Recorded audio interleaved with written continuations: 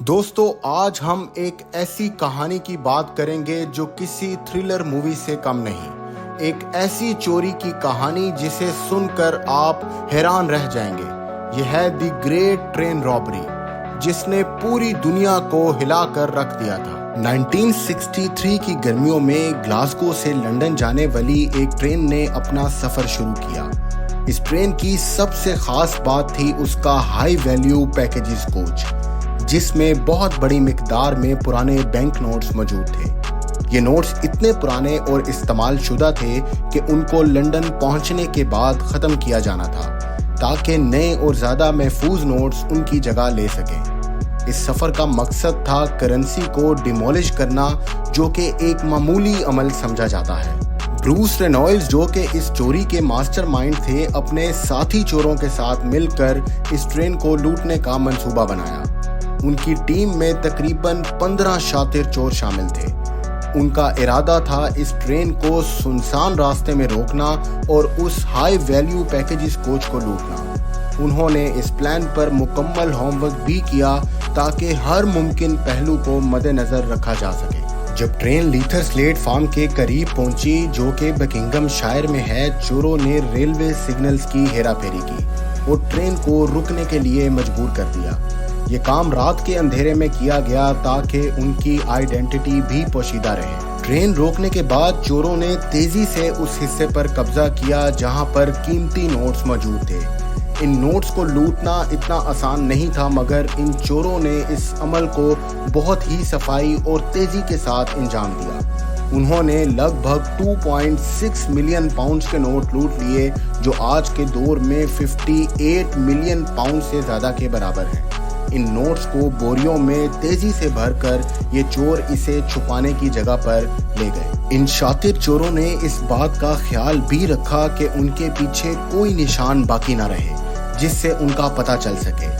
उन्होंने ट्रेन के स्टाफ को रस्सियों से बांधकर छोड़ दिया और खुद छुपने के लिए एक फार्म हाउस में जाकर रुक गए। यहाँ से उनका अगला कदम था फरार होना। इसी दौरान चोरी की खबर हर जगह फैल गई और पुलिस ने फौरन कार्रवाई शुरू कर दी। स्कॉटलैंड यार्ड के बेहतरीन डिटेक्टिव्स इस केस पर लग गए। शुरू में चोरों ने जो सफाई से निशान मिटाए थे, उनकी वजह से पुलिस को काफी मुश्किलात का सामना करना पड़ा, मगर जल्द ही कुछ अहम सुराग हाथ लग गए। एक छोटी सी गलती ने चोरों का पर्दाफाश कर दिया।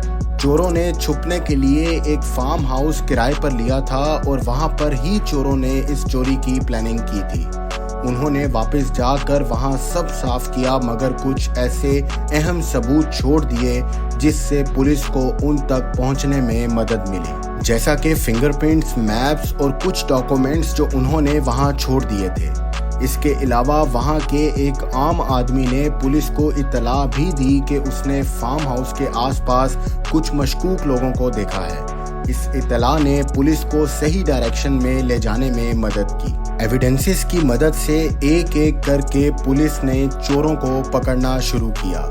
कुछ चोरों ने खुद को सरेंडर कर दिया, जबकि कुछ को मुख्तलिफ जगहों से अरेस्ट किया गया। इन चोरों को अदालत में पेश किया गया और उन्हें लंबी सजाएं सुनाई गईं। कई चोरों को तो 30 साल तक की कैद की सजा भी सुनाई गई। मगर इस सब के बावजूद चोरी की गई रकम का बड़ा हिस्सा कभी वापस नहीं मिला। कहा जाता है कि चोरी की गई रकम का ज़्यादातर हिस्सा चोरों ने छुपा दिया था या फिर उन्होंने उसे किसी और काम में लगा दिया था।